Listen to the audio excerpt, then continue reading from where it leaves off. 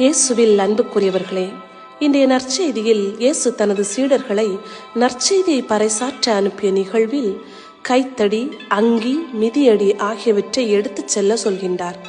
ஆனால் உணவு, பை, செப்புக்காசு ஆகியவற்றை எடுத்துச் செல்ல வேண்டாம் என்கின்றார். கைத்தடி பாதைக்கு உறுதுணையாகவும், அங்கி குளிர், வெப்பம் போன்றவற்றிலிருந்து நம்மை காக்கவும், மிதியடி நமது கால்களுக்கு வலுவூட்டி பாதைகளில் இருக்கும் சிக்கல்களை மாற்றிக்கொள்ளவும் உதவுகின்றன. ஆக இவைகள் நமது பயணத்திற்கு பாதுகாப்பளிக்கின்றன. ஆனால் பை இருந்தால் அதில் பணமும் பொருளும் சேர்த்து வைக்க வேண்டும் என்ற எண்ணம் ஏற்படும். எனவே அதனை எடுத்துச் செல்ல வேண்டாம் என்கின்றார் இயேசு. நமது இலக்கை நோக்கிய பயணத்தில் நமக்கு தடையாக இருப்பவற்றை கருத்தில் கொண்டு நாம் முன்னேறி செல்ல வேண்டும்.